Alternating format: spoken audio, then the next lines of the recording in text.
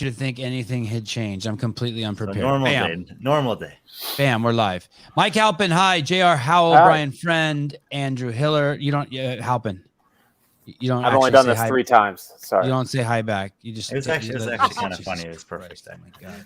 It was perfect. Okay, fine. It was perfect, Halpin. Andrew Hiller, JR Howell, and the executive producer of the Sevan Podcast, Matthew Souza, and behind the scenes always, Mr. Beaver. Caleb. The open is done. The open is the first event which helps CrossFit find the fittest human being on planet Earth. No one argues that is the fittest human being on planet Earth. It's also an interesting event because it's a community event for the thousands of gyms all over the globe on all 7 continents with a single mission, ideally of helping people, making people's DNA express itself in the greatest, finest, most beautiful, happiest, I guess now, way possible so that it can move large loads quickly. And so we went through that. We went through that process, and that's supposed to be a tie between a community event, but also a very legitimate, serious event. I hear a fucking echo. Who is it? Who's the a very culprit? Serious? It's Halpin because it's only his 3rd time. A very serious event, and yet a community event that takes these 300,000 or 400,000 people, and we take that 10%, or CrossFit Inc. takes that 10% and moves them on to the next phase, and that phase is the quarterfinals. And that's where we are at today. And the quarterfinals started 27 hours ago, yesterday at 12 noon Pacific Standard Time, 11:45 p.m. Pacific Standard Time to be exact. If I am not correct, if I am correct. So here we are. It's 3 days of workouts, 5 workouts total. The first set of workouts were due today at 12 p.m. Pacific Standard Time, and then the leaderboard was supposed to go up at 1 o'clock. The workouts are 1, 2, 3, 4, and 5. All the workouts have been released, but workouts 1 and you can do the workouts in any order, but workouts 1 and 2 had to be submitted today at noon. Thank you, Brian. I appreciate the nodding because I'm just totally feeling around in the dark. Pretty impressed so far. Thank you. Pretty impressed. Workouts 1 and 2 had to be posted today by 12 noon. Then workouts 3 and 4 by tomorrow at noon, and then finally Sunday at noon, workout 5, the final workout. Although you could have done them all already, correct? Correct. Could you submit all the scores already? No. I don't think so. I was told by somebody that they couldn't submit score 5. I didn't see any options to submit scores for 3, 4, or 5 until about 2 hours ago or whatever. Okay, so let me ask you this. If Caleb were to pull up the leaderboard right now, could we look and see who's winning in North America? Well, there's 2 regions in North America. Could we pick one of those? So I think we should defer to Halpin on that. Okay. You don't know anything you say. Because there is, just so you know, one more small thing. There are 7 regions. So let's say these 30,000 athletes, this 10% is now broken into 7 regions. And then from those 7 regions, 3 in totality, 300 people will move to the CrossFit Games, to the finals. Oh no, that's not true. Sorry, go on. I defer to Brian here. Tell me about the semifinals. Sorry, Jesus. 300 total men and 300 total women will go to 7 different semifinals, and then 40 of those will advance to the games.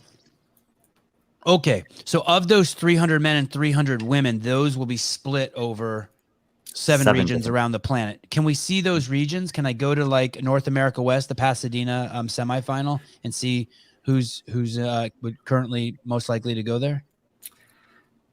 Yes and no. Okay. I believe on the app you can do it. On the website you cannot. I think that supposedly there is some kind of a glitch on the back end with the website, and that will be updated on the website at some point. So what am I looking at there in that leaderboard? That's just the whole world smushed into one? Yes, and this is also a relevant leaderboard because it's this leaderboard, I believe, Halpin, that will award points towards worldwide ranking. Wow. Okay. Just for shits and giggles here. Apparently there's a glitch on the online leaderboard. It's not sorting by region. Have to use the app. Okay. Thank you, Ann. Let me ask you this. Can I look at these, this Mal O'Brien, Brooke Wells, Emily Rolfe, Alexis Raptis, Fee Sagafi. Those are all North America. How about this chick, Leah Storen? 19-year-old girl or 20-year-old girl from Norway. Extremely proficient in gymnastics. Strength will be a limiter for her, so I would expect this ranking to drop drastically tomorrow. But there's definitely some things that she's amazing at, and certainly we can see the first workout was one of those. Ariel Lowen, Annika Guerrier. Let me see 9 and 10, por favor. Danielle Brandon. Okay, so only 2 Europeans and the rest North Americans currently in the top 10. All right. Yeah, it's a good mix of East and West. Okay. Can I just see the men really quick? There's a decent amount of European women in the second 10, though. Okay, and we'll get back to that. I just want to give a super big picture and see if I can get an understanding of the landscape here, kind of feel it out. In the men, and once again, this isn't broken by region.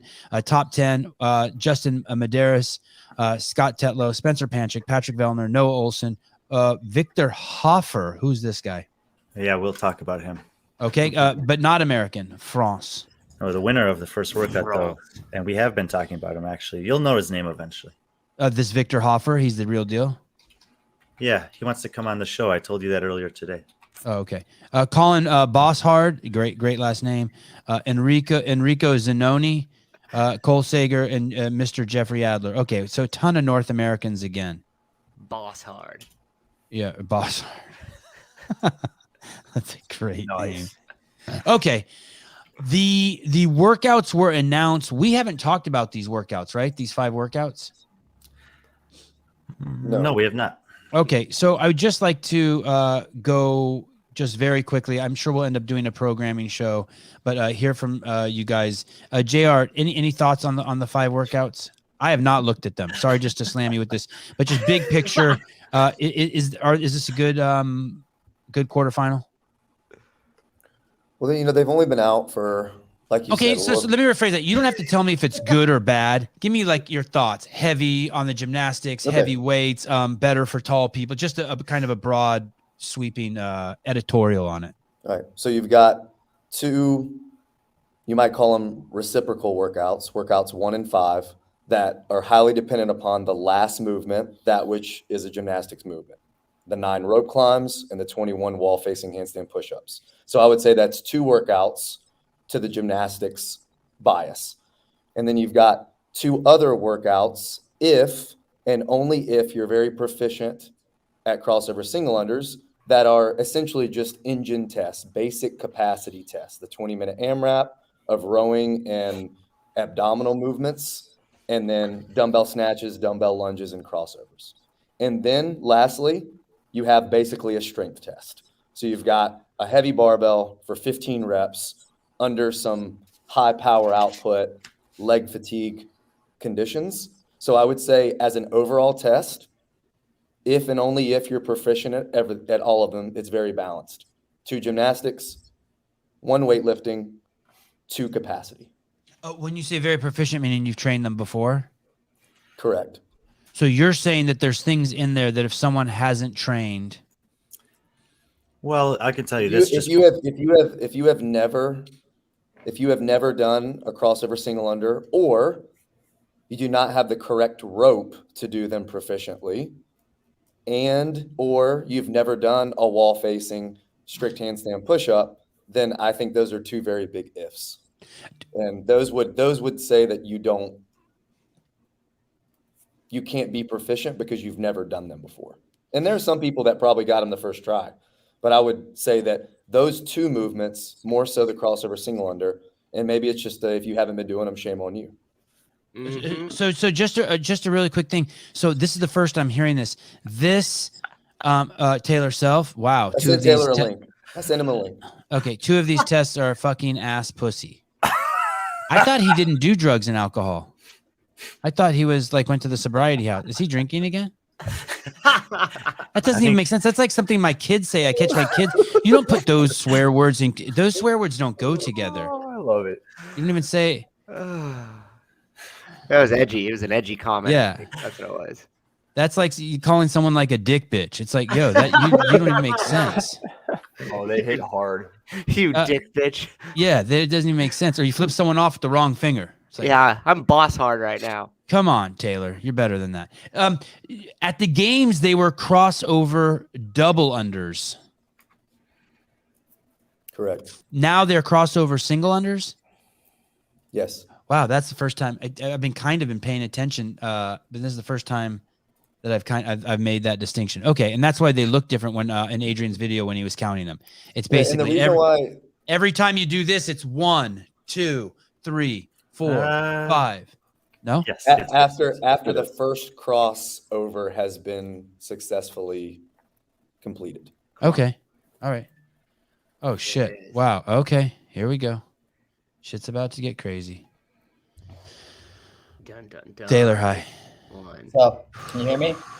Yeah, I'm taking a deep breath for you. Okay. Let me go to and do you have a problem with that, JR? You're saying it's a great test if you're proficient in all the movements? I feel like there's a hint of what you're saying. That all I said was it's a very balanced 5 tests if you're someone who is proficient at all of the movements provided. Okay. So for example, if you've never done crossover single unders or you don't have the right tool to do them successfully, that workout which is basically a beaded jump workout rope. is no longer an engine test. So I'm saying that is a basic capacity test if and only if you are able to do the crossover single unders without stopping a bunch. And then if you are doing that, then it just becomes a skill limiting test. And it doesn't really fall into the gymnastics bias, weightlifting bias, or base capacity test. But are you saying that? Sorry, hold on one sec, Taylor. Are you saying that the athletes have not been prepared for this? So that was basically the argument that I walked away with the CrossFit Open. Regardless of whether you like the test or you don't like the test, the community and the affiliates weren't prepared to do it because it was too big of a jump, and that jump fucking made everyone's scores all rattled relative to their previous 10 years of doing the Open. Do you feel me? Like there was too much of a leap. Are you suggesting it's too much of a leap also for the quarterfinals? Too many new things introduced? Like I know for a fact, and it's only because I don't know what the other 4 of you are capable of. I know there's 2 people on this show right now that can do crossover single unders all day. Okay. All right. And so it's just one of those things like, oh yeah, I used to jump rope a lot. I used to box. I boxed for 6 months. Like one of the guys at my gym said that today. I used to box for 6 months, so I know how to do those. But if I never would have boxed for 6 months, I would have had no clue how to do them. And a lot of people will push back and say, how could you not see this coming? There were crossover double unders, so it was almost like a wake-up call. Hey, I should be using this tool for more than just my double under machine, which is what we went over. Adrian quoted as saying. Well, as soon as we saw him in the games, we should. As soon as we saw it in the games, we should know it's fair game everywhere. I think. I mean, but okay. Taylor, did you want to jump in and say something? What did you think about the quarterfinals? Big picture.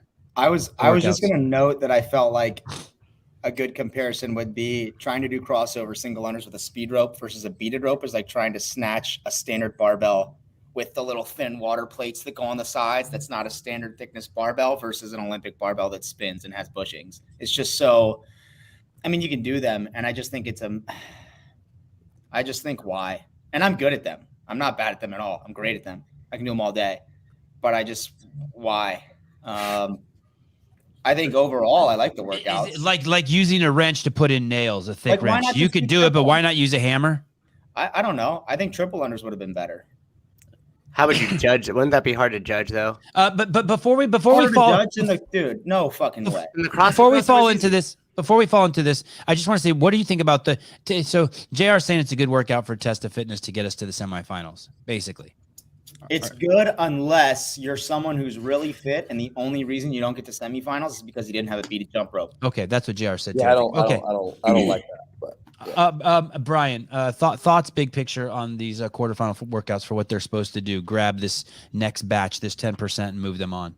Not 10%, specific number per competitive region, but I think is that when I see the Open this year and the quarterfinals this year, is that CrossFit has an identity crisis. They don't know what they're doing. They don't know the purpose of this test, because this test, if you believe that this test is specifically to find the group of people that's qualifying for semifinals, then there's way too many people taking it that have no business taking it. If on the other hand, the point of this is to have the open be inclusive for everyone, and as a side note, get people to quarterfinals. I think the quarterfinals needs to be redefined, because I know people that were livid, crying, whatever, when they saw these tests, and they're like, I want my money back. Like, this is ridiculous. I can't even do 3 of the 5 workouts. And to me, that problem is on CrossFit, not with the design of the workouts, but with the barrier to entry being too low compared to the caliber or difficulty of the test. And if you're someone, like Taylor or JR, and a lot of the athletes that they work with, the test is perffically fine. I mean, it's Hiller too. Hiller's not eligible, but certainly was a couple years ago. He was a layer deeper. He knew. But anyway, the high level athletes, it is a good test to qualify them for the 10%. But we're talking about 1% of the open athletes that this is a good test for, and maybe another 2 to 3% that it's a challenging test that will push them in the ways that they need to. But then percentages 4 through 10 have no business taking this test. Okay, that's a interesting observation. Do you agree with that, JR? So let's look. Do you guys assume that the open should be for everyone? We all agree with that. But they've kind of that is what it's advertised as, right? And then if it's you guys all know then that's what it should be. And you guys know I don't like all that scaling shit. I think that there should be a fucking open that's for everyone. If for some reason you can't do the 5th workout, then you can't do all of the 5th workout. But I think they should find a way to make that shit for everyone. Now what you're saying is you're kind of bringing that to the quarterfinals. There's 5 workouts. How many, let's say there's 30,000 athletes there. Of those 30,000 athletes, should all of them be able to do 4 of the workouts? Is that what you're saying? 4.5 of the workouts? Well, Every person registered for quarterfinals? Yeah. Like Brian's saying that a bunch of people can only do 2 of the workouts because it's just too hard. And that's where he's claiming the identity crisis is. Like, either you brought too many fucking people or the workouts aren't right. But you guys are confused. Well, I think that's the Brian, question. I'm just curious too. When you say that, like, my mind immediately goes to, I can't front squat 225 or 155 from the floor. And so that eliminates a group of people. I can't clean and jerk 275 or 185. Right. I can't do a 25-foot unbroken handstand walk. Those are the 3 things that just immediately. Yeah. I think everyone who's made this stage can figure out how to do workouts 2 and 4, no problem. I think everyone who did the open could do workouts 2 and 4 as long as the dumbbell was a 50 and 35. But at the quarterfinal stage, there's nothing. To a certain point. 5 probably to a certain point. The deadlifts. Yeah. But Brian, let me push back here. They do need to make sure that they cull the herd, because the people who go to semifinals are going to have to do some hard shit. Well, remember, 100%. And for that purpose, I have no issue with this test. I actually think this is a great test to determine, overall, I think there's some problems with the administration of the test, but the test itself, I think, is a great test to find the 30 or 60 men and women in every competitive region that you want to compete at semifinals. And I actually think it's a decent evolution from what the open was. The problem is the barrier of entry, because I told you last week that I know people that are competing as a woman in this quarterfinal that cannot do a ring muscle up, that cannot do a strict handstand push-up, and who cannot do a thruster that's over 135 pounds. And I feel like just knowing that not being able to do any of those things is good enough to make the stage of competition does not equate with the first movements for 2 or 3 of these workouts, or the first barbell weight, or the first gymnastics movement. She can't do 1 muscle up, and she made it to the quarterfinals. She can't do 1 muscle up. She can't do 1 strict handstand push-up, and her max thruster was 127, and she made it to this stage. So that's a problem, I think. Not with her. I mean, she didn't do anything wrong. She did the test. Right, she was good enough to make it. She accepted the invitation. She paid $50, and she's pissed. So you're basically saying there needs to be a stepping stone between this and semifinal, because if you think back from open to regional, that heat 1 that used to go, you would see people just stand there and stare at the wall, or there'd be a snatch or a clean that they just couldn't get, or maybe they would get 1 rep. So you're saying that shouldn't happen in quarterfinals.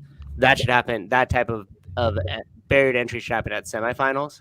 Well, I do have one thing to say to Brian and that athlete is there have been ring muscle ups and strict handstand push-ups the previous 2 years in quarterfinals. So if you're spending $50 and expecting them not to be there and getting pissed, sure. Her personal reaction is whatever. But I know from just talking with people throughout the last day or two that, she's not alone. There are a lot of athletes that made it to this stage of competition and are looking at this like, what the hell? Or take less athletes, Matt. And just to like reiterate, I don't have a problem with the test, but I think that there's a group of people taking this test that have no business taking this test. Hiller, thoughts, big picture thoughts on the test? The filter to get people here sucked, and they take too many people. Okay. Does that summarize everybody's thoughts? So you're not you didn't dig. it. You weren't digging the open, and if you did dig the open, still too many people got through. Correct.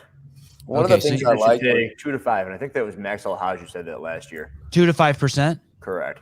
I also don't. This is maybe a topic for a different conversation, but I'm also not sure why they went to splitting to 60 and 60 instead of keeping it just 120 people in North America and seeding evenly to each semifinal. I don't know, Brian. Is that?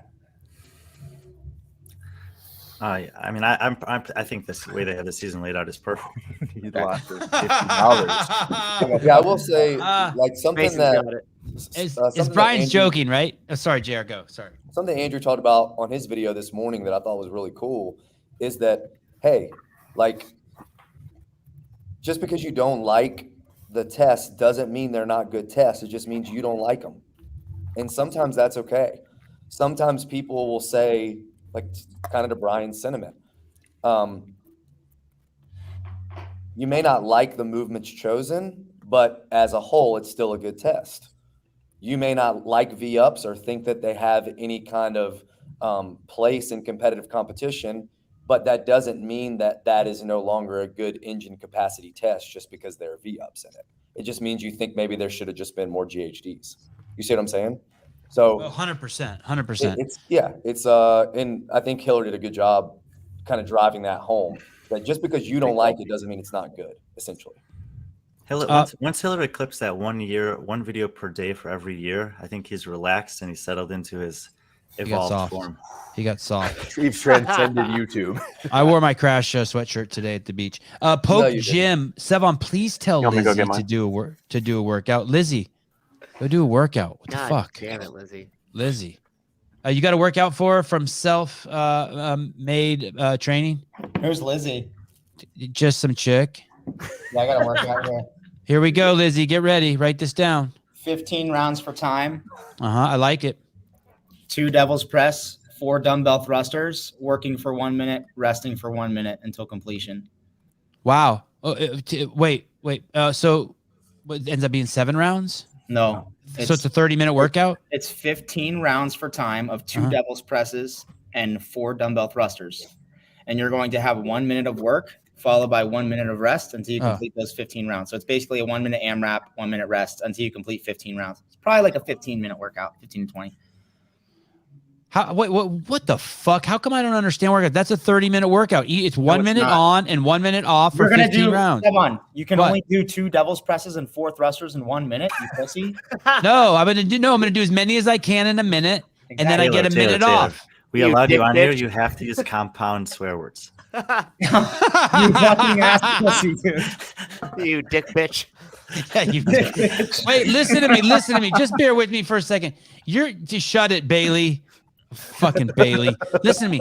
If it's 1 minute on, 1 minute off for 15 rounds, that's 30 minutes. No, but the 1 minute is an AMRAP. So when you finish your 4 thrusters, there's still going to be time. You go right into your 2 devil press. So you might get 3 or 4 rounds in a minute. Then you rest. Then you would start over where you left off and continue until you completed 15 minutes. I'm not doing this workout. I don't understand. Hold me. Imagine you're doing 100 calories on the assault bike, 2 minutes on, 1 minute off. You see how far you can get, and then you take a minute off until you're done with 100. Okay, someone text it to me and I'll do it. He translated to assault bike for you. That was the closest we're gonna get. That was good. I appreciate that. I was already like seeing red. Shanae, sorry, that's a little discriminatory against Taylor. It has nothing to do with you, Taylor. Red, it's just like just common poetic phrasing. Shayna Watson, $2.99. A money. Thank you. CF OnlyFans. I beat everyone at my gym who is in quarterfinals in the first 2 workouts. I didn't qualify. Not all the right people are in because of the open workouts. It's like a subtle brag in being a victim at the same time. David Attaway. I love that the line was drawn in the sand with the weights and the gymnastics and the quarters. I wish it was done in the open so the right people move on. What's he mean by that, Halpin? Do you understand? I don't understand. Do you understand? He wishes it was harder sooner. So in the open, that they actually made it more difficult to get through to that 10%. So and that that's the what you're. athletes that get here. And that's what you're saying, Brian? I think the open was plenty hard. I just think that, I mean, what did we see? What was the statistic? It was like 45,000 men and 9,000 women were able to do a strict handstand push-up, something like that. But 15,000 women qualified for this stage of competition. So you have 60% of the qualifiers that are able to do one strict handstand push-up, because maybe they didn't all come from the same region, but just in theory. And at the same time, you had only 30,000 of the men qualify at the same scale out of 15,000 or out of 45,000. They had 150% of the population that could do it. So there's just a great disparity between the skills required to make it in the male competition compared to the female competition. I love this. This is amazing logic. Look at all the chaos Lizzie has caused by not working out. Oh, Come on, Lizzie. Look what you did. Do some Okay. burpees. So should we talk about this first? So the first two workouts have been turned in, correct? Should we talk about that? Do you guys want to just jump to? I'd like to talk about how the athletes did. If you're surprised how they did, what the workouts are. Look at the leaderboard. Let's take them one at a time so we can talk about what they are. Okay. And then how some people did, and then we'll look at the overall results after that. And I'd especially like to know if anyone shit the bed so bad that it's like, ooh, they're in trouble. I could tell you. Oh, okay, good. Helping? Shanae Watson-Hiller, please review Grace Walton's workout 2 video. Wow. Bingo. Thank you. Wow. Is that what I think it is? You're you're calling someone out on the podcast to Hiller to go straight to $3. Holy shit. And we thank you for it. Keep it coming, guys. Give us your money. Hiller will do a video on whoever. We charge for Hiller's work at henchman working. Hey, that's brutal, right? Is it bad? I watched it this morning. I don't know if it's bad. It's savage. Why? You know who Grace Waltons is? It's Gracie Walton. She spelled both her first and last name wrong, but we don't actually know based on that if it's a good or a bad thing that she wants us to see. I got to work out. I invented. Oh, here we go. Everyone can do it, but I can't understand it. Amped Amanda. Everyone can do it. 3 rounds for time. 9 strict muscle ups. 985 pound squat snatches. Easy. Not even everyone who went to the 2019 CrossFit Games could do this workout. But wait, what's the min weight on the squat snatch? That it's just there are no men and women in Mexico. David Aguilar Vasquez. The worst part about that is 650 Mexican is like $4. No, I figured out it ends up being $37. That's good money. Yeah, that's good. That's fucked up too. That's good dollars. Look at that's good. That's good, Caleb. Holy shit. That's as much as everyone else donated all together. Okay. When you say you want to look at them, well, we go one at a time, Mr. Friend. Are you talking about the workouts or the athletes? Yeah. The workouts. Okay. The workouts. Okay. So let's pull up workout number 1, please. Mr. Beaver, damn Beaver, you're good. 9 front squats with the heaviest weight, 9 handstand walks, 25 feet, 15 front squats, 15 muscle ups, 21 front squats, 21 chest to wall handstand push-ups, and then the weights are below. Starts with the heaviest and goes to the lightest. Correct. Ascending reps, descending weight. Yep. Now I'm just showing off. Have to take the bar from the floor, and you have to do the handstand walks in unbroken sets of 25 feet.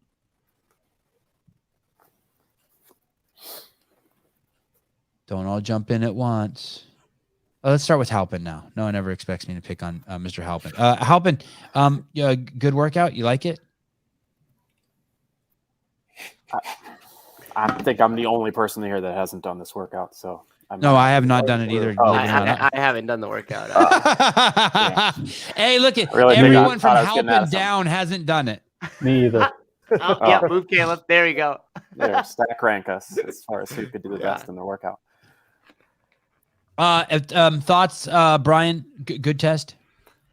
I think for the this is a great test for that group of people we're talking about. Like if you're trying to select people to advance to the next stage, you need a test like this. This is the capacity to move a heavy barbell, to do high skill gymnastics, and to adapt to some standards late in the workout that they maybe haven't practiced before. So I think that this workout in particular, for that purpose, is a great workout. In the men's field at the CrossFit Games last year, sorry, if you're a games athlete, turn this part off. Who's the worst at handstand push-ups? What name just jumps out at you? Who's bad? Hiller, who's bad? What men are bad? Is Fikowski bad? Fikowski is not bad. He's gotten much better. He used to be bad. Frick. There's no like Laura Horvath standout. Okay, that's what I was wondering. Okay. You're talking about Brian no one? Are you talking about specifically from the wall facing deficit in echo press last year, or just a handstand Carroll push-ups not the best at strict handstand push-ups? Who? Ricky? Jason Carroll, but he wouldn't make the games last year. He's a former. He's the guy who This is in 2017. I mean, there's that press. They're all amazing. How about Ricky Garrard? Didn't he shit the bed on the with that ballistic block? He did not do great on it relative to the other guys at the top of the leaderboard, but I don't remember. Lazar Jukic was having some problems with his the standard and his judge in that workout. Other than that, I don't remember anyone really being terrible. Yeah, there weren't a lot of guys at the games last year where you're like, wow, they suck at handstand push-ups. I'm checking it out. Let's see. Halpin. Cole Grayshaber. Oh yeah, he sucks at them. Austin Spencer, Dallin Pepper, Alex Vigneault, Brent Fikowski. Those are the bottom of the heap. Halpin, any concerns for any of the men with this workout? Any men who you think should be going to the games who this might have taken them out of contention? I was just looking at that. Nikita Katzman. That's my guy. Wow. Nice. So Vigneault is giving you some concerns taking 450th?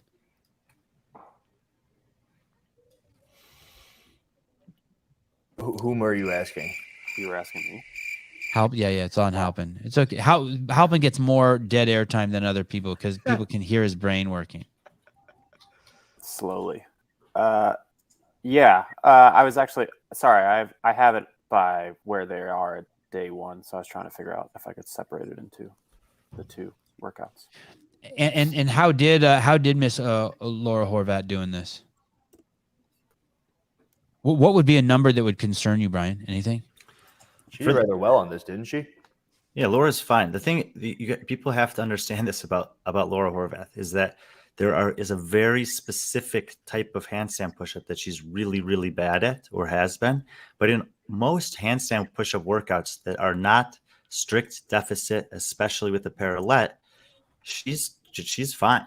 Like she can still have respectable finishes in workouts like that, especially when they're paired with other things that she's great at. All right. Like everything else in this workout. Yeah, I had no idea. I thought you just turn her upside down and she turned off like one of those, like lizards, put it on its back and it falls asleep.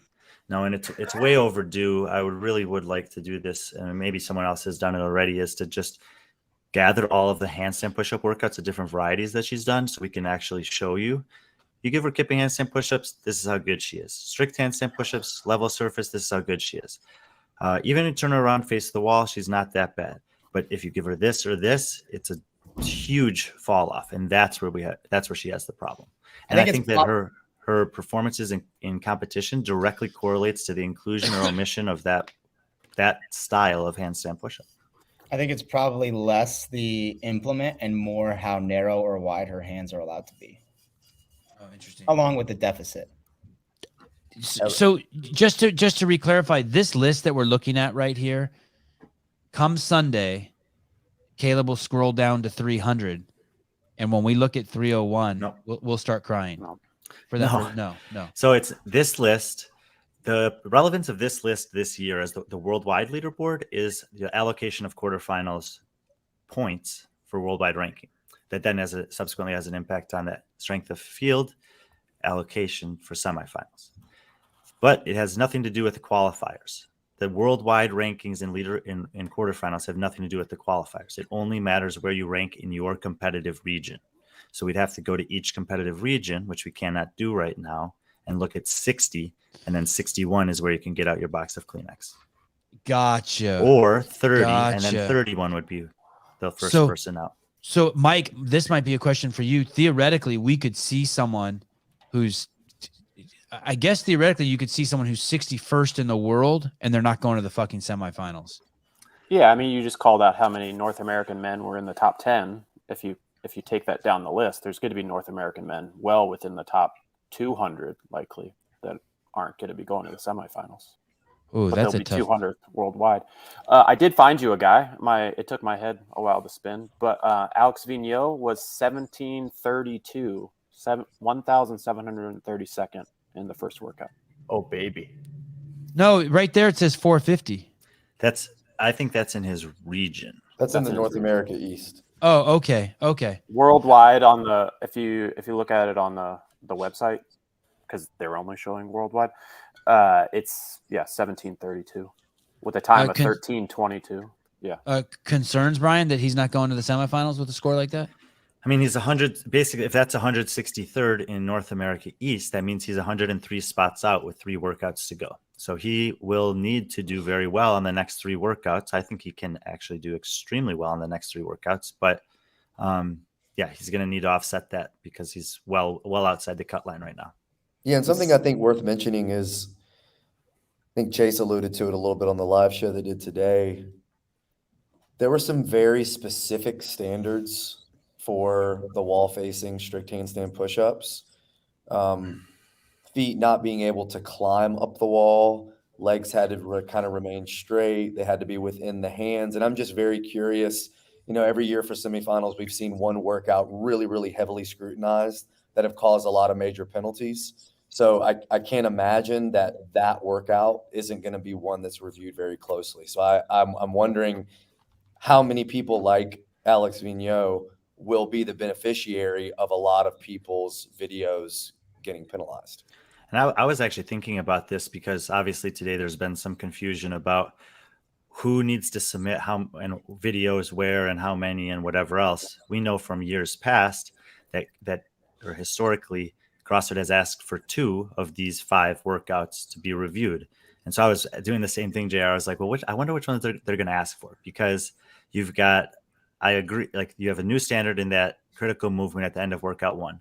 You have a new standard with the crossover singles in workout number 2, which needed a clarification video to explain how to count those correctly.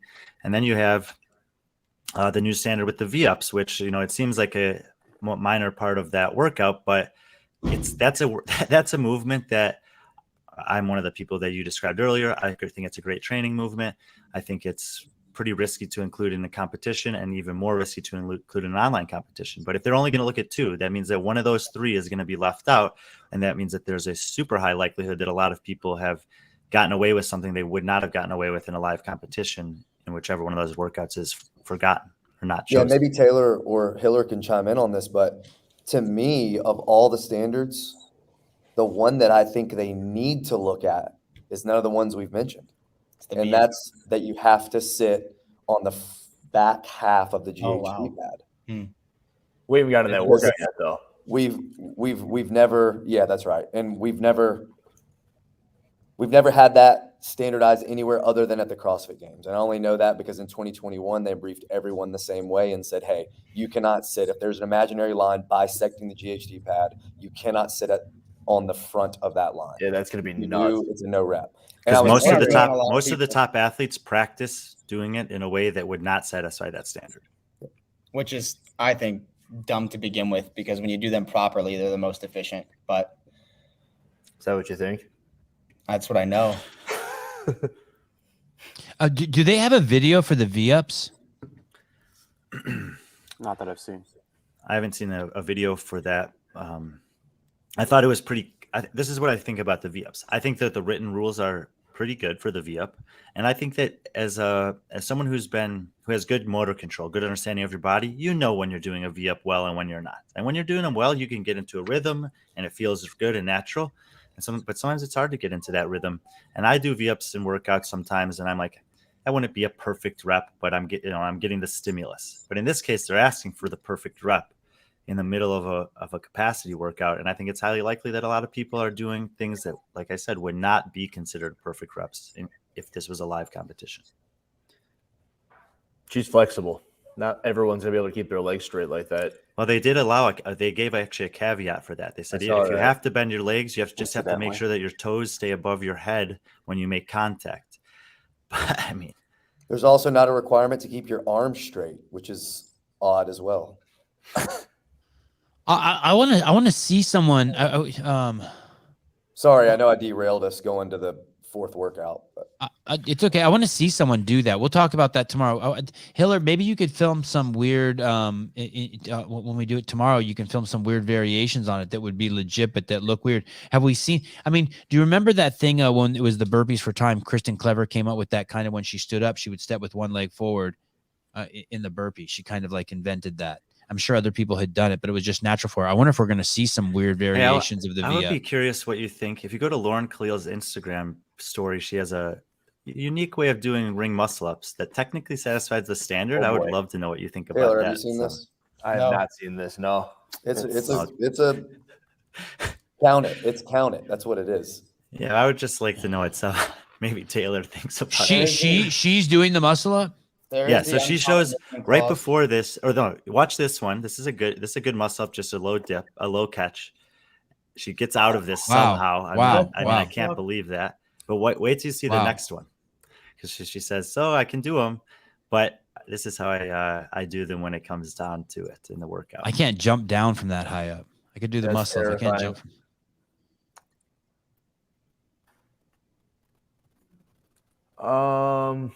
What's wrong with that? Can we do that again?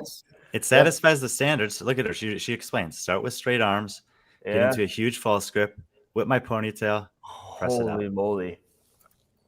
Dude, that requires some crazy agility. This is legitimately one where I like to go through the movement standards piece by piece to be sure.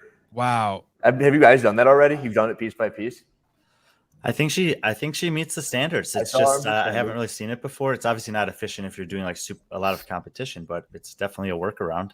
Holy shit, she's strong. Unless it's in there like it is for the bar muscle up, which I think it is, that at no point can the toes rise above the level of the bottom of the rings. That is in there. Yeah, there you go. It is in there. And then she kills the handstand walk too. She's really good at hands. Oh, she's gotten really good. Sorry, I didn't mean to crush your screen. See ya. Hey, so what happened? You guys don't think that's good because her feet it's just that this was what happened with the burpee standard last year. I literally crawled over the bar and it was meeting the standard, but it wasn't the intent of the standard. So I don't care that she does them like that. I think she goes from a dead hang to getting over the rings. It just takes her fucking long as shit to do it. And I think that if Hiller attempts to make some videos of doing V-ups that meet all the standards but look ridiculous, that we'll have some fun with that too, but they'll be legitimate. Yeah. No part of the foot may rise above the bottom of the rings during the kip. I didn't see her foot. Was it close? It's close. Yeah. Do we still have access to that? Can we pull it back up? Anyway, Lauren's like, come on. Let's look at some good performances from this first one. Yeah, Mel O'Brien. Let's talk about that. Victor Hoffer. Let's talk about that. Do we have access to their videos? Oh yeah, her feet definitely went above. Yeah, that's interesting. Nice try, Lauren. Hey, but you know what's crazy about that is that's just harder what she did. It's not like she had. I mean, look at her legs are straight when they go above the rings. I got to give that to her. That's crazy. It is cool that we had to look through it a couple of different times. The arms are straight. We know that has to happen. Does she have to change directions? No, not on the first rep. Can I want to, before we look at some good, I got some questions about some people. Do you care if I just pick some people here, Brian? Sure. Okay. How about Sarah Sigmund's daughter? How did she do? Do you know how she did, or are you? No, I have no idea. There's just some people. I'm curious how she did. I'm curious how Colton Mertens did. Keelan Henry. Just some people I've had on the show. I'm just curious how they're doing. Sarah was in the top 100. Or she's in the top 100 right now. She was in the top 30 on that workout. And that is pretty good. Everything's fine. Everything seems okay. Like thumbs up, headed towards semifinals. Yeah, I mean, if she's in the top 100 worldwide, she'll definitely be within the top 60 in Europe, which is fine. I think that the better tests for her are still coming up. I mean, look, 29th on this workout, 287th on the next workout. And that workout, like JR said, there's just, I mean, I watched people do it here that are significantly fitter than the people they were doing it against, and had very similar scores because the less fit person was very proficient with the jump rope and the fitter person was not. Well, what is your definition of fitness? Because if we're what I'm talking about is that if you give me 100 workouts, person A would beat person B 100 times, and they still beat them on this workout, but only by 5 reps. But they're so much worse than that one workout. Is that one movement? They've never done it before. A month from now, he would probably smash her on that workout. Well, but I also think that the dumbbell is advantageous to the women in that one. For sure, as are all the other loads. No, and so what I'm saying is you're going to see as we look through some of these that there are a lot of games athletes with suspiciously bad scores on that workout, and I don't think it has much to do with their fitness. It's just what JR said earlier, their proficiency with that movement. And wait a minute. What Taylor just said. Or just not having access to the right tool, or just not having access to the rope they need. Yeah, and like I know that there are groups of athletes that went to Walmart to buy beaded jump ropes to do this workout, and it's just like, is that what we're trying to do here? What do you mean by that, Brian? Is that what we're trying to do?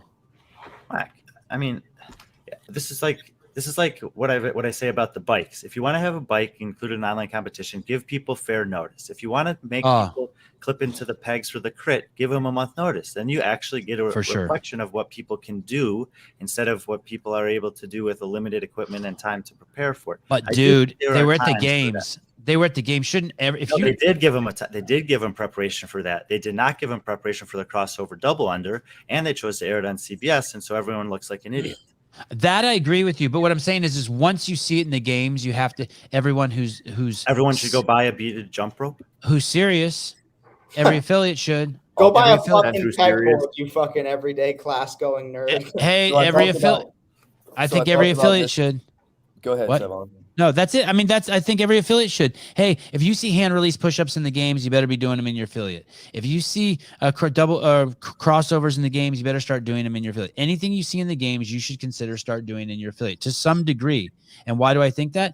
Because I think that's at the forefront of where the whole community is going. And I think it's always been like that. That's why I don't like new stuff being introduced in the open. I think it's fucking stupid. I don't even think it should be introduced in the quarterfinals, to be honest. Well, Chase should wait to the games and then trickle down. They put out a beaded jump rope does not cost very much, right? They put out an equipment list 2 months ago. They could have just put jump rope, speed rope, and beaded. Oh, it wasn't in there? They made it not a beaded jump rope, and you don't need a beaded jump rope, but it's advantageous to have one for this movement. Yeah, I think you do need one. It's the right tool. They said jump ropes. So are we just supposed to assume that that's cryptic? I did assume that. I just thought we'd be doing regular single numbers. So I guess that's kind of shame on me. But if they say you need kettlebells and they say you need dumbbells and these are the weights you need, they don't say you just need dumbbells. Good luck figuring out the weights that you need. So if jump ropes, plural, my head kind of goes, that's interesting. So maybe you need to have different kind of ropes for different skills. So I understand where they're coming from, but they gave the athletes not even maybe 24 hours notice at the games for the crossover double unders. That's the amount of time they gave people for quarterfinals. It's the same. So and back to your question about Sarah Sigmundsdottir, she's just an example. The fact that she did 29th in the world on the first workout is substantially more significant to me in evaluating where she's at than the fact that she was 287th in the second workout, because that doesn't tell me anything except that she's probably not practiced those. And that could be we could say, well, she should be practicing those for the reason that you said, but I'm not weighing my evaluation of athletes too heavily based on that workout. No, if there's bikes in the games, you don't buy bikes for your affiliates because there's not going to be bikes in the open. If there's swimming in the games, no, you don't buy a swimming pool for your affiliate because there's not going to be swimming in the open. Come on, man.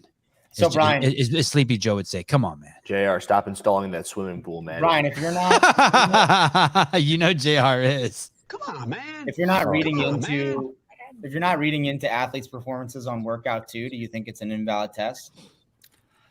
If you're not what? He said, I'm not reading too much into athletes' scores on workout 2. That seems counterproductive to it being included in any way in a competition where the points matter.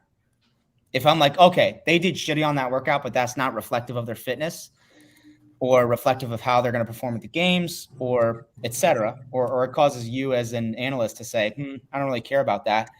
then Yeah, it's the same way that I was like, if I look at the Open, I'm not that concerned with the middle week at all. I mean, you maybe, I can look at weeks 1 and 3, and I feel like I can have a much better picture for an athlete's trajectory for the season than we're looking at either part of workout 2. There was a guy in my affiliate that tied Patrick Vellner walking his shuttle runs. Damn right. Oh shit! Is that fucking insane? Yeah, so How did we go there? But that's fucking amazing. No, but to get to Taylor's point, I mean, my sometimes God. we look at competitions and we say, okay, if we had to pick one test, which one would we take to be the best representation of the field of athletes? If we could only pick one, we've often done that with a last chance qualifier, and you could do it with quarterfinals, I think, pretty easily as well. But at the same token, this year, I think that we can look at the Open and we can look at the quarterfinals and say, yeah, Taylor, basically to your question, yes, I don't really consider that workout very valid in terms of assessing the athlete's fitness. I think there are other things. What? Does Halpin know when he looks at the Open? Can you see? Hey, this was the test that the majority of the quarterfinalists did best at. It was the second test. Second test. So the one that I think has the least value in terms of depicting overall fitness had the biggest impact on the leaderboard. Is that correct? Yeah. I think Brian Spin actually did the report on it. It's basically looking down the leaderboard and saying which of these tests had the closest comparable to the final result, and 2A, I believe, came out with the closest comparable. Wait a minute. It's really interesting too, if you look back at like the first 2 years of quarterfinals and you could look for the outlier score, like what was the score that kept most people out, or what was the score that allowed some people that maybe wouldn't have made it other years get in? And usually that happens to be the 1 rep max test. It's the 4 rep max front squat that can really showcase someone who's just very strong and can help make up for other skill-based tests. And then last year, the other total for a lot of guys that I know, they got into semifinals just because they were able to bench a lot and overhead squat a lot. But it hid their other scores. And this year it looks like just from what some of these scores are coming in for test 2, it looks like now it's going to be flipped to you can't get any more skill-based than the crossover single, in my opinion. Well, it's also what came up in the games last year. I mean, there was people talking about how Tia wasn't doing very well after day 1 or day 2 or whenever it was, but it was because she couldn't do single unders. And people were just like, oh, what happened to Tia, or how great is Mal, or some of the other athletes? And it was just sort of like, well, no, she just tripped 3 times and was out of it by the time. And it may actually end up being she the can't 275. do single unders. They were designated as unbroken. Well, that's just what I mean. She couldn't do whatever the amount was in the time limit that she had. So it came up very similar conversation to say, is this a problem with this athlete, or is this a problem with the test, or both? Olsen dudes, $49.99. Cheers to the show. This is awesome, with many different opinions from some good dudes. Just sitting here with popcorn. Have an awesome weekend, gents. What kind of popcorn? Sevan, you asked me about Keelan Henry. He is 220th in the world. He also comparatively had an issue with the second event or test. It was 649th for him. But just to go back to that the first conversation we had of athletes that don't have to actually do that well, in Africa, he's second. So he's second, but he's 220th in the world. So you can look at that as a Who's bit first? of perspective on. Is it Jason Smith again? No, it's Darren Zernemer. Yeah. Is it? Juan Zernemer, yeah. Okay. Sarah Sigmund. Oh, how's Colton Mertens doing? And Justin Medeiros doing? How are they doing? Justin Medeiros? Yeah. Oh, he's winning. He is winning. Good. Doing decent. Colton's Is he at the 30th top? or something like that. He's at the top. Colton's doing fine. Did anybody work 20. on their crossover single unders and just decide that they no longer wanted to be well-rounded, quote unquote? They're just like, I'm over this whole well-rounded thing if this is what it's going to mean. I'm curious. Well, I don't understand. I don't understand the question. We'll come back to Justin. What Justin should not be at the top. What is going on? This is That's what she against said. this. That's what Ellie said. This is not the way we've painted him in the last year. He's not supposed to. Justin's winning. He hasn't even been training to win quarterfinals right now. He's so surprised. I mean, he was first Taylor is last year in salty. quarterfinals. Taylor is salty. He was first for his region last year in quarterfinals. I mean, it's really not that surprising that he's doing well. A few people messaged me and they're like, "Oh my God, Justin and Ellie Turner both had the top score in workout number 2." And so, like we've been talking about, assuming that you can do these things proficiently, now it just comes to how fast you can move with the dumbbell. And we saw last year at the CrossFit Games in the hat trick event. What was it? Hat? Whatever it was with the dumbbell snatch and the wall ball. Hat trick. That Ellie Turner's fast twitch muscle fibers are better than the best in the world. Like, it is insane. And Justin's not bad himself. So I'm not surprised that they did well in this workout if they were good at the jump rope. Brian, didn't Ellie do smash something at Rogue also? There was a dumbbell. Was it the handstand push-ups and dumbbell? And then also at semifinals last year, wasn't there another one? Yeah, I think anytime so. we see those dumbbell squats, basically any squatting, right? She's crushing also, right? This is more, I think, the lunging and the, but that 50-pound dumbbell is not heavy for her. So this is just like, and for a lot of the top women, this is just like, how fast can you move? And we know that lightweight, high repetition, she moves faster than most. And where is she, Caleb? Can we see the women's leaderboard? Ellie Turner, see where she's at 56 overall.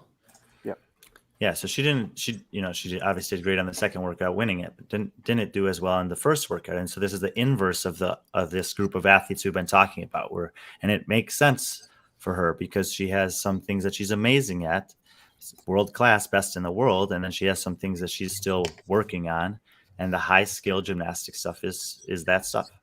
And she'll be going to Australia. She does not get an exemption to stay. Correct. Do you like that name right above her, though? Speranza? Tell her, yes. Yeah. Isn't that great? Speranza Bancioli? Speranza Bancioli. It's a nice name. Speranza Bancioli. Do you know her? No. Oh. But pretty good start to quarterfinals. Yeah, absolutely. What are you getting at here, buddy? She's got a cool name, and she's done well on these 2 tests. She's on steroids. Good job. Just the way to connect the dots. Just the way Hillary is. Okay. Let's go up to the best woman in the world. Is that did we want to? I think we should pay her a little eyeball. We should eyeball her a little bit. Miss Mal O'Brien. She's not on the leaderboard. Mal O'Brien is not? Compete? Oh, I'm sorry. I thought you were talking about Tia Clark Toomey. Oh, Tia is not on the leaderboard? She's not registered. Oh, so she destroyed the other region, huh? The signups. Wasn't she supposed to sign up to help them out? She was. Mal O'Brien, someone today in the chat, I will not reveal their name, but I am in a chat with the most sophisticated and most knowledgeable nerds in the game space. And someone said, I wish I could take my life savings and bet it on Mal to win the games this year. Does anyone disagree with that? Well, sophisticated is an interesting word choice for that group. Brian what? It is sophisticated. Brian disagrees. Well, dude, do you not know how to gamble? The odds on that are going to be not so great. You're going to win like $10. Okay, so she's going to win. She's going to win. No. We've been saying it over and over. She is she's probably the favorite to win the games, yes, but she is definitely the favorite to win the Open and to win quarterfinals and to win her semifinals. Like, if she doesn't, I would say I would be 10 times more surprised if she didn't go first on those than if she did.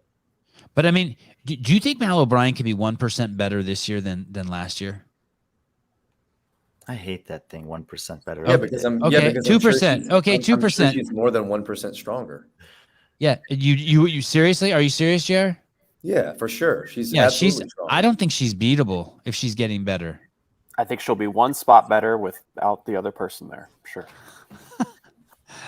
Look at these. Let me ask you this in a serious question, Brian. Look at these ladies below her: Brooke Wells, Emily Rolfe, Alexis. Brooke Wells has a chance to podium this year and probably is a favorite for a top 6 finish.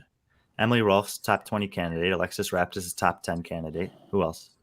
But these other girls, maybe Alexis Raptis, it's unfair to say her, but Brooke Wells and Emily Rolfe are not getting better at the pace that Mal O'Brien's getting better. Wouldn't you say that's fair?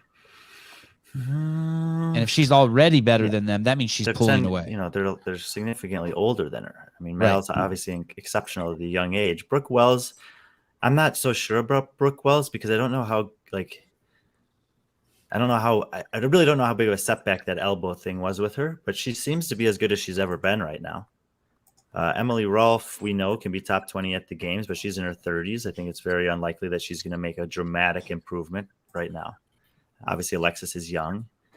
You know, Danielle Brandon's still getting better. Laura Horvath, I think, still getting better. Gabby McGowan still getting better. Emma Lawson still getting better. And those are, 9, 11, 12, and 13 right now. Those are the women that I'm looking at, I think Alexis Raptis and Emma Lawson, definitely. But the rest, Mal's just pulling away. Just like she's pulled around the corner. They can't even see her anymore. Ariel Lowen's a beast, Jesus. I'm telling you right now, if that specific handstand push-up standard does not show up at the CrossFit Games, Laura Horvath has just as good a chance to win the CrossFit Games. Okay. I would like that. If it does, yeah, then I will also double down on Mal to win. And tell me once again what that standard is. That's a deficit handstand push-up. Parallel handstand. Specifically with the parallettes. If that's not there, make room. Laura Horvath's the. Well, I mean, look, last year's isn't going to do her any favors either. The strict deficit wall facing. I hope Brooke wins. That'd be sick. Who, Brooke Wells? Brooke Wells. Brooke Wells podiums this year. She's in contention for. Maybe she might just immediately take the crown as the fittest American woman. Brooke Wells is going to be the Ben Smith and Matt Fraser's Mal O'Brien run. If Brooke Wells she's going to podium once and pass Carrie. It would be, I think they put her name in the conversation. But yeah, I mean, put Carrie podium once. Mm-hmm. Brooke's got, I think her other finishes are just as good, and she's got a longer active streak qualifying. And Carrie podium on a year that you don't count. But she did beat Brooke. It would do wonders for the sport if Brooke Wells won. I'll tell you that. People would fucking love that shit. What do you mean? She's fucking hot, and she's fucking hot, and she's fucking hot, and she would be great to parade around as the fucking champ. Do you have a fourth point, or is that it? Same as the first three, just a little more emphatic. All right. Yeah. Great smile, good attitude, good demeanor. Anything that you've put under hot, just throw. Great with sponsorships. She's got great with sponsorships. Yeah. Looks good with the Snicker bar in her left hand and her right hand. If there were a gambling app, I'd put it on Brooke Wells, just because anyone other than Mal or Laura at this point has good odds. I'm like gonna bet $10 to win 1,000. Look, Audrey, you shallow son of a bitch. Her body is nice. Her body is nice. Her body is nicer than a Snicker bar. Okay, can we look at workout number dose? You okay with that, everyone? Workout 2? Yeah. Who invited Taylor? When the fuck did Taylor get here? Do you want me out, dude? I'll fucking go. No, easy, buddy. Come on, man. Easy. Come on, man. Come on. Stick around at least for the next couple of minutes to talk about one of his athletes. So. Hey, here's what I think. I think that Taylor was like on suicide watch and JR was in charge, and JR came on the show, so he sent Taylor a link so he can watch him. 12-minute, not funny, Sevan. A 12-minute AMRAP, 8 dumbbell snatches, one arm. I'd crush those. 8 overhead walking lunge steps, 8 dumbbell snatches, 8 overhead walking lunge steps, 40 crossovers. This is your workout, Sevan? This is my workout. This is your fucking workout. You could crush this workout. Have you done this workout yet? No, but I wonder if I can do crossovers. I can jump rope pretty good. He can't do this workout. He can't do a dumbbell snatch. He's got. Sevan, they were in the game. Sevan, you should have been practicing. Hey, do you have to alternate the arms? You cannot. You do all arm 1 and arm 2. You have to do all 16 reps on one arm and then all 16 reps. Brian, I thought it was confusing. This is a discriminatory workout. What if you only have one arm? And they have a different division. Brian, why do you think they didn't just designate 8 dumbbell snatches, right arm, 8 overhead walking lunge, right arm, 8 left, 8 left? Why? Question. So the reason why I think they did not do that is because if you get to the end of this workout, and it seems to me, at least every person that I did this with got to the end of the workout and with less than a minute to go was picking up the dumbbell, sometimes less than 30 seconds to go. And in that case, you can choose to pick it up with your favorable arm. And so it accommodates the left-handed people, basically. if they end up in that situation, that they're not forced to use their weak arm when 70% or whatever the right-handed are get to use their dominant arm. Wouldn't it? Is that that's standards that they can switch their first arm each round, or that once they pick their first arm? No, every time you come back from the crossovers, you can choose which arm to start with. They specifically designated that, so I could go right, left, crossovers, left, right, crossovers, right, left, crossovers, and then left to the finish if I'm in the fourth round. I also have a question. In some of the workout descriptions, like on the first and last workout, they have 9 front squats, weight 1 in parentheses lightest, and then weight 2 at the 15, and weight 3 in parentheses heaviest. And then they have the weights listed at the bottom. And it just seems like that's about 20 characters too many when they could just put a comma and put the weights right next to the 9 front squats. I know that's kind of semantics, but it's annoying as all hell. I agree. So fucking annoying. It pissed me off so much looking at the document. Add more confusion to something that's already. Yeah. Anyways. Well, that's the problem. No one else. Hey, I want to give that's mad props to CrossFit for coming up with that shit. That's what the fucking DEI council should fucking be worried about. That fucking right there is fucking brilliant to let people choose which arm so that the left-handed people aren't punished for being left-handed. That's a fucking brilliant move. I think but definitely punish you if you can't get your hands on a beaded jump rope. You're a fucking loser. Listen, are you serious? Do you think it's a big deal to run to the fucking AMAZO? Dude, some people live where KR lives. And listen. Have running water. Listen. What? He's not wrong. Listen, there's a local guy who's. Wait a second before you talk. Whose side are you on? Mine or Taylor's? Mine. Taylor's. Fuck me. He's made regionals like 5 times. He made semifinals last year. He posted to his story, if anyone that lives in Greenville County, and Greenville is not a small city, like it's a decent sized city, said none of the Walmarts, Academy Sports, or Play It Again Sports have any beaded rope. So if you're out trying to find one, there's nothing within an hour radius. So he did really poorly. He's below 200th right now. It's going to be really tough for him to qualify, because he couldn't find a rope that wasn't just a speed rope. I call bullshit on that. That story's not real. It is real. He got fucking clapped on that workout too. Well, wow. Taylor, is what you're talking about? It's just easier for you to read this way. Hey, yes. Okay, let me push back on that. I don't want to quit on this yet. Sure. So, but don't you? There's equipment you should have to have. What equipment wouldn't you push back? What if I said, hey, I couldn't find a fucking 70-pound dumbbell? Well, we know that you need a 70-pound dumbbell because they told you to get a 70-pound dumbbell. Right. Okay. Sevan, you have to consider the population that's taking the test. So if this happened at semifinals or at the games and you can't figure it out, the competition could provide that number of athletes with the ropes, so everyone has the same equipment. B, if you can't do it, the worst you can do is 30th or 60th. And that will obviously have an effect on your overall rank. And we know that in some cases last year, that specifically kept people out of making it to the games. In this competition, just like in the Open, if you create something like this, where you give the entire 10,000, 15,000, however many you signed up for it, the opportunity to do a workout like this, and you can't get the equipment that some people have access to, or you don't pick up the skill quickly enough for whatever reason, you just basically are eliminated from the season. You can't bounce back from it if you get 600th on a workout if you're in a competitive. So you agree with them too? You think that that if you're not going to put the I think they should have said a week beforehand. They should have just released that video from Boz doing those work. Jump rope standard with the rep count and with the rope. And said, get ready for quarters. Now go rob your local elementary school. I just like to make a point about the workout. Omaha. Go ahead, Trey.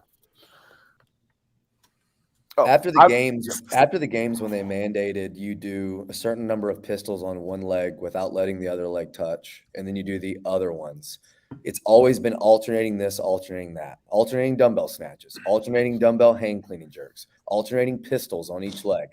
And after they did that, I remember coming on and saying, listen, this could probably be a thing that trickles down. Most people practice always alternating? What if they said you have to do step back lunges, but you have to do 10 with the right leg, then 10 with the left? What if they did dumbbell snatches and said you couldn't change arms?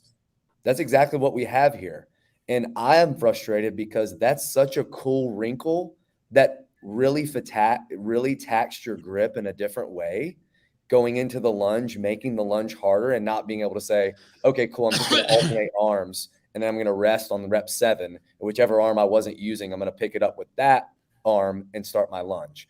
There was less strategy involved. You weren't given the choice. And that's a really cool wrinkle and a really cool trickle down. But people aren't going to appreciate it because all they're going to be talking about is the crossovers. Just like at the games, legless pegboards, pirouettes, and press to handstand was an amazing show. No one will ever remember it for that because all they'll be talking about is the double under crossover. And that's a shame because programming wise, there's some really, really cool stuff here. And in both cases, Taylor, you may disagree with this. I will contest that the fitness of the athletes was not well represented because the field was unprepared for that movement. And if that's what you want, then that's what you get. But if you want to see who actually has fitness, then give them something that they can display their fitness with. You're talking about the crossover double under workout at the games. Yeah, I'd agree. And in the same, in a very similar way with the crossover single under the quarters.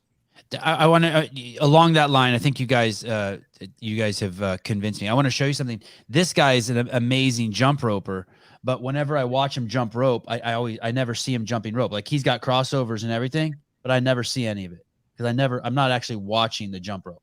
You're watching his dick bang up and down. 100,000. That guy's Jesus Christ, that's disgusting, dude. What are you talking about? Be cool, man. No, be cool. Wait, cool. What are you, a misogynist? What are you, a misogynist? Yeah, your legs. The whole thing. Fuck. Sevan, that was an advertisement for a pair of shorts. Did you go buy the La Castro shorts?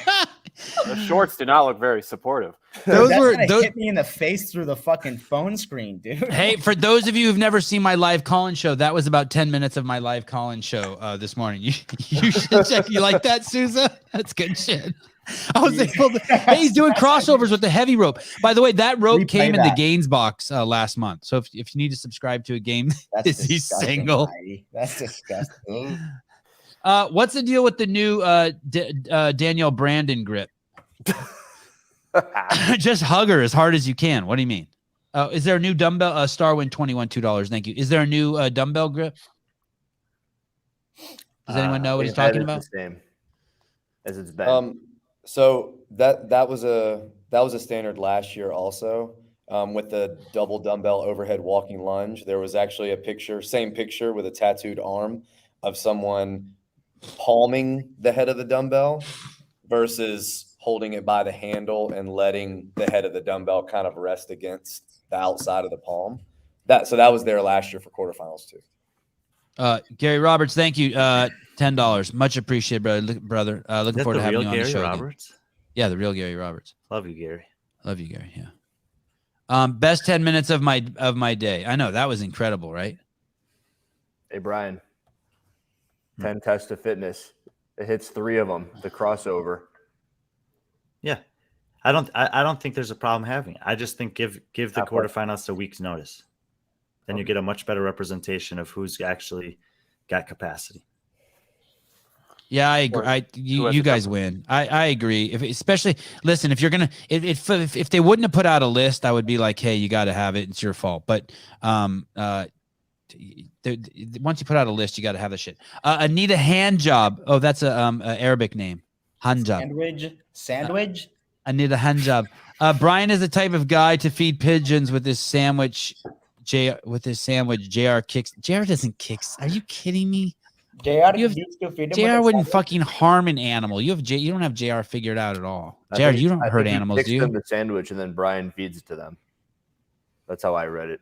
At least. Was that my first polarizing take that I just had? That I thought that the movements were overshadowed by another movement. Wow. JR, the really sad part is JR's invested a lot of money in quality podcasting equipment, and yet he still is sent to the bathroom to do a podcast. Where are you? Everyone Get a wants to know studio, where. bro. Can you turn that around? What is this? Oh, all right. Oh, yeah, hippo. It's a rhino, dude. No way, Come on. man. It's a I have to hippo. close this window with this guy jumping on it. It's distracting me. Oh, there's a rhino. Is it the jump roper right outside your It's window? my fourth favorite animal. Okay, let's go. So workout number 2. Let's go to the men. Any standouts that anyone wants to talk about? Helping anyone standing out here, whether they did exceptionally well, and we still haven't looked at Colton Mertens either. Okay. Exceptionally well or Helping, exceptionally who poor. stands out to you? That's a good question. I have a woman that I might ask Taylor about. Okay, let's do it. And Let's that talk to her. stands out. Yeah. Michelle Basnet. She's training at SMTP. Taylor. What stands out to you about that? Her performance in the second test. What did we just hear Brian talk about for 15 minutes? I know. Well, God, don't make people feel bad for fucking engaging with you, Taylor. The guys don't. I just Jesus think that Christ. if you haven't, she's practiced a lot of crossover double unders and crossover singles, and just so happens that she's not good at them. So, unfortunately for her, she took a hit in the workout. What did she get? I can't remember. I think 357 reps. I can't remember. Taylor, you in a doctor's office? I mean, it's like a PT room at our gym. Okay. It's 1100. Hey, so Taylor doesn't wow. like nerds. 98. Jeez Louise. She got 98 on the first workout, though. So, yeah. She'll do better on the third one. I think her third workout will be top 20 in the world. Hey, JR or Hiller, is this something she's definitely going to qualify still, right? This doesn't knock her out. She's going to Africa. Probably. Shit's going to be good there for her. Let's say she does go to the games. Is this something she can fix by the time she goes to the games? Can you be proficient in 3 months at crossovers? I'll be proficient in 24 hours on those. She'll be proficient in another week on them easily. She's 10th in Africa. She's good to go to the semifinal. She's fine. Sevan, I got an athlete I'd like to ask the guys about. Please. It's on the male side of leaderboard. It's a guy from Bosnia and Herzegovina named Miso Papek. Bosnia? Bosnia and You ever see Herzegovina. Blue Mountain State? 1,564th in the Open. Currently 21st worldwide in the quarterfinals. How does that happen? Are you pulling the athlete up? Well, I guess we're going to see. meaning you don't. I'm not being accusatory. I'm saying 1,564th in the Open, 21st worldwide after these 2 workouts. Is it because of these specific tests? Is he going to just take a massive hit on the next ones? Is there video? Is there video? No, not at this point. It's hard to find them. Unless they're on YouTube. Have you ever heard of this guy, Brian? No, I looked through everyone in the top 50 men and women, and this guy is like the jump that he made is like 3 times more significant than the next closest person from Open to current standing. I hear steroids are legal in Bosnia. Bosnia Herzegovina. Oh, what do you think, Brian? What's your thought? I went back and looked at his Open performances, and he had gotten a very good score on the first workout. So I mean, I think the guy's probably just really good at gymnastics. His thruster was only 243, so I guess he's still strong enough to move the barbell in that workout and have. I mean, his score was 100th best in the world, and then the fact that he was 8th place on that one workout, obviously he's good at the jump ropes and has a great capacity. I do think that it's likely that he'll take a substantial hit and possibly. I mean, if he's 21st worldwide, I have to imagine he's in the top 5 at worst in Europe. I found his videos. You found him. That cable looks huge. Huge. I still think there's a good chance that even though this guy's 21st worldwide right now, that he misses the quarterfinals or the semifinals in Europe. How's that? Because of how badly he's going to do on test number 3 and 4. What's in those videos or what's in those what movements are in workouts 3 and 4 that you think he should be concerned just about? the heavy clean and jerk and then rowing. I think that there's just I think that as good as he did on these 2 tests, I think he might do as bad on the next 2 tests. And the only reason I really wanted to pull him out here is to say that this is 40% of the test, and that there's going to be athletes that did great on this 40%. They won't do as well in the next 60% when it gets heavy and favors a little bit different style athlete, and the other way around. That there is still a chance for someone like a Vigneault to have 3 great workouts and sneak into his semifinal. You didn't ask me about my other athlete who got 12th in the world on that second workout. And who's that? Emily White. We're keeping her on the DL until semifinals. Oh, can we pull her up? How did world. she do in the first workout, Taylor? She managed it to her weaknesses and strengths well, in my opinion, especially in her region. Emily White, 568 and 12th for a total placing of 580 in the world. So she's still looking good for semifinals. Oh, she'll definitely qualify for West. Has she been in semifinals before? She was 13th the past 2 years. Oh, nice. Yeah, what is this bullshit? 1,000 viewers, 128 likes. Dude, just fucking subscribe and like already. Just do it. It's a nice thing to do. Or give money. Unsubscribe and don't like and give money. As Tupac says, fuck the fame. All I want is the Fuck the fame. All I want is the money. Shall we? Anyone? Oh, can we? We didn't look at Colton Mertens. No one wants to say anything about Justin Medeiros. You guys are just like we say he's not a winner. Now he's at the top, and we're just like, he's doing champ shit. That's it. Well, I think that we talked about him during the Open because he had a pedestrian Open top 100 finish, but that's pedestrian for someone who's a 2-time CrossFit Games champion. But he's done well in the quarterfinals. And it's no surprise to me that he'll elevate his game for this. And, he's exceptionally well balanced. So what we've seen over the last 2 years is that he is better than everyone at not being really terrible at something. And so this quarterfinals test is going to expose most athletes at some point. He's likely not going to be exposed at any point, and that means he's going to rise right up towards the top. And I saw Colton there. Any thoughts on Colton's performances? Hey, Souza. Oh, Souza's not at his chair. He's gone. I sent Colton a text today with Souza on it, hoping to see if we can get him on the show. What do you think about these 30th and 107? Great. Should be great on the first one, and he was. I might have thought he'd even do a little better on it, but obviously nothing wrong with 30th. Second workout. I mean, I think that for someone like him, it's just like, okay, he was, he wasn't amazing at that workout, but he certainly didn't take any hit from it. And so just, check the box and move on. I think that he'll do pretty well over 4 of these 5 tests. I'm curious to see how he does on the rowing and GHD. God damn, I love Colton. What about in our thread, there was talk of a couple workouts. I think it was, I don't know if I'm allowed to say their names, but there were 2 athletes. I don't know if that was like confidential information, but there were 2 athletes that we heard that did 3 workouts already. I think a lot of athletes did 3 workouts already or more. I've already done 4 of them. Are you in the quarterfinals? No, but I mean, if I can handle 4 tests over this period of time, I'm sure that Pat Vellner can too. So has Pat done 4? Why would they do that? Why would I'm just picking out a random name because he posted last night reps of him doing the clean and jerks. It looks very easy, and we know he's already done 1 and 2. So I think there are a lot of athletes that did them. Those guys in particular that were being talked about literally did the workouts like all within an hour of each other. They just did it, reset the floor, did another one, reset the floor, did another one. Why, Hiller? Why would they do that? Why wouldn't they just wait? Why don't you just do 2, and then 1, and just be the best you can be? I mean, there's the potential that they want to give themselves time to redo it if something went wrong, but also I also think in the chat that you're talking about, it's just hard to fathom what it's like to be in that sort of condition where you can just do it like that and not really think twice about it. So you're saying that even me asking the question, it's because basically I'm just bringing my limits to it. It's like it's not what I think it is for them. Not necessarily. It's just it's hard to fathom, and I don't know. I mean, people like JR know people like Hopper and Taylor. Taylor himself has done stuff like that, and I've been in the position where it's only once you've deconditioned where you know what it's like to be in condition. And when you're in condition, you can do stuff like back-to-back workouts and put out near or maximal effort and recover and do it again.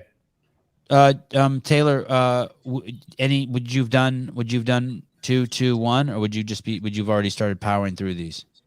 If I like last year, I did it at JR's gym. So a lot of what my game plan was rode on like other people's availability and when they were going. I think in an ideal world, why not do 1 Thursday night, 1 or 2 Friday, 1 or 2 Saturday, and 1 Sunday. So you have it spaced out as much as possible to get a best score. That's ideal for me. But last year I did 3 on Friday, 1 on Saturday, 1 on Sunday. It also depends if you want to get the best score. I mean, for the people that we're talking about, all that they have to do is place inside the qualifying in their region. Some of them I know place some importance on being towards the top of that because they want a good seeding when they get to semifinals. Yes. We don't actually know the format for semifinals yet. We're assuming that they'll seed based on their quarterfinals finish. But, as we've seen throughout this stages of competition, there are athletes doing competitions in the Middle East. There's athletes traveling across the world. There's athletes doing all these things. They're doing workouts late at night. They're doing them in small, without any real rest or planning. Like for the best in the world, these stages of competitions are a formality. And there's no money on the line in the quarterfinals. So unless you're really trying to get a great seeding for semifinal, there's not really an incentive for the best athletes in the world to do a hard workout, go get 3 hours of body work, take a 2-hour nap, come back in the evening, hit it again, spend night at the chiropractor, get 10 to 12 hours. Like they don't need to do that for this test. I got Go ahead, Taylor. I got to coach them out. Okay, bye. Halpin, can you bring any light to this one? Well, there's also athletes that are just signed up for this so that they could be in the worldwide ranking. There's athletes that are obviously in teams that they're not taking it that seriously, so they may only do the workout once. I think Kyra when he Milligan says that, this is helping just refresh people's mind on if you win the quarterfinals, how many worldwide ranking points do you get? 2,000. And then if you finish second through what, do you get 20 points less than that? Wow. Okay. Well, it's 1980 for that second through whatever the number is, but it's the top. So it doesn't matter. Yeah. So if you win, you get 2,000. Pretty much everyone else who's relevant in your mind, Sevan, all the athletes you've heard of, or the ones that are trying to be athletes you've heard of, they're all going to get the same points anyway, because it's based on percentile. Yeah. So then it makes the athletes that are on the cut line, the ones that have to do the workout one twice, the ones that got 11 minutes the first time and then they got 8 or 9 minutes the second time, they're the ones that are sitting there not focused on 3, 4, and 5 yet. They're trying to do everything they can in 1 and 2 before it's due. Specific. And what about this comment right here, Halpin? Andrea Solberg just got massively adjusted in one of the workouts, 14th overall now. Is the implication there that the people are seeing her video? Well, she massively adjusted up in a positive direction. So this is, that's what I'm assuming, at least, Clive. But so that's like I would be curious about how that happens, how your score improves. But what this does tell us is something that's thanks, Mike. Something that's important for people to recognize is this is not a finalized leaderboard. CrossFit certainly has. Maybe they've begun reviewing some videos, but they'll need a little bit of time to do that. So expect some changes. And like JR said, at some point, they're going to ask for specific videos from specific athletes, and you will see everything from minor to major penalties, with always the looming possibility of an invalidation. Right. I don't see what I was wondering how closely you were listening. I'm listening to everything. I don't see what they're talking about. She was 14th when I pulled it before, and she's 14th now. So she was what before? Say that again. Sorry. She was 14th before. Oh, okay. 14th again. Actually, she was 89th in Europe like 15 minutes ago. Oh, she's 14th in Europe now. Sorry, it's just that the number was the same across both. You can filter by where they're at now. On the app. I'm saying it's just like a coincidence that she was 14th in Europe when I pulled it before, and now she's 14th worldwide.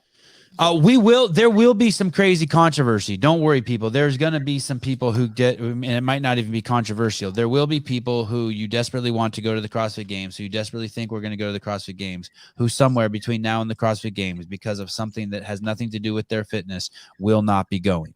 And that won't be injury. It'll be a score put in wrong, a computer invalidation. They thought it was a fucking 1-arm handstand push-up, and it was a 2-arm handstand push-up. There will be. Don't worry. We will. They're juiced up. Who knows? But we will have some fun. There will be drama. Even to that point, it could be like 100 athletes that they all got adjusted in front of her that then are changing as they review things here. Not 100. She only got 15th and 67th. Sorry. But there just could be athletes around her that got adjusted up or down that are then moving her score. one way or the other. I'm making notes. Tomorrow we will spend some time looking at Paige Powers. I see what you got there. We'll also be looking at Roman Krennikov. We'll make sure we look at Ricky. Sevan, can we look at Halpin's spreadsheets for the breakdown by region before we go? Yeah, let's do it. A few more minutes left, guys. If you have anything crazy to say, get it in the comments now and send all your money. So if you scroll all the way over to the right, because these are I pulled these multiple times as registration occurred, but it's not that exciting for most besides me, the nerd. I don't know if you can zoom in or not, but tell us what this is right here. This is a tracking of the registrations as they occurred. So yesterday, while the first workouts were going on, they didn't allow the leaderboard to be shown, but I pulled it right before it got pulled down right as the workouts were getting released. And there were 6,000 men that were registered for quarterfinals of a possible 16,000. Wow. And then 24 hours later, just over 24 hours later, only 8,000 of the 17, or you can see there, 16,946 actually registered for the quarterfinals. So only 50% of the guys eligible who for the quarterfinals worldwide registered? Correct. Yeah. I don't feel bad about taking one of those spots now. And only three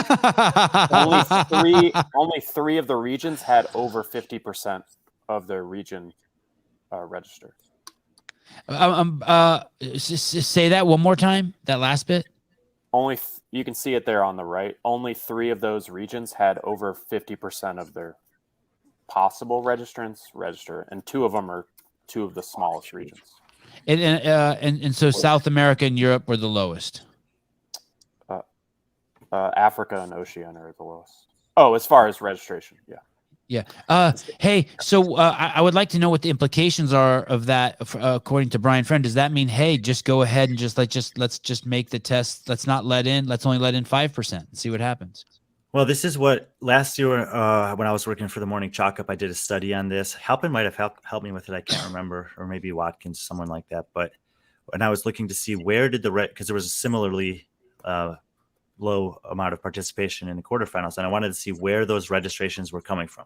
Like, were they coming from the top 2%, the next 2%, the next 2%, the next 2, or the bottom 2? And it was actually pretty uniform distribution across all those things, except for the first one. There was obviously the most from the most competitive people, but the next 4, it was pretty even distribution. So I'd love to see that too. So you're telling me the top 10% of the guys, 90% of them registered, but once you go to 2%. Top 2%. But then once you break it away from there, it's like half the guys who are top 10% in the world don't register, half the guys who are top 20. Same with the very bottom 90, the ass guys. No. Oh, the top 10% make it. 98th and 99th percentile have a high percentage of registrations. Right. 96 and 97 don't. It's similar to 94 and 95. It's similar to 92 and 93, and it's similar to 90 and 91. So once you get past the top 2%, that's where then it's like about half of each of the next 2% did it. That's what it was last year, and I would guess it's similar this year. To what Hiller was saying is, well, I don't feel bad taking one of those spots. Is the people who are 89th, 88th, 87th, 86th, 85th, 84th percentile that might actually do well on these tests, might be better than some of the people that made the quarterfinals on this group of tests. They might have registered if they had the chance to sign up. So, but you have to draw the line somewhere. And I would agree with what you asked me, and I would draw the line higher especially for the women. I would draw the line higher than the men, because what we saw from the Open this year, and a lot of it's thanks to the studies that Mike's doing, is that there are just less women that have the prerequisite high-end gymnastics and top-end strength numbers than men based on a percentage basis. And then we look at this test where you need those things to be relevant or to even really have fun doing the test. JR, where can we purchase Crash merchandise? I'm actually working on getting an online store up because a lot of people are asking about them. But like these hoodies that I have on, that Hiller has on, I'll ship one to you and you can just Venmo me. So just DM me and I'll get you one. Okay. Tomorrow. Go ahead, real quick. Yep. Sorry, the women, because the women's even more drastic. Okay. I think we should bring. Let's start with the women tomorrow. Okay. We'll keep beating that horse. That's a subject that deserves a little more attention anyway. The number of people who are registering, where they're coming from. So tomorrow, and thank you. Thanks for getting that in, Brian. And Halpin, will you be here tomorrow? I should. 5 p.m. Pacific Standard Time. Yeah. Yeah. Okay, guys. Caleb, thank you. Yes. JR, thank you. Mr. Hiller, thank you. Tomorrow after UFC, we will be here. Don't forget to watch the UFC tomorrow night. How could we forget? Thank you. You know, I'm watching the live disc golf right here next to the show. You could watch the fight during the podcast.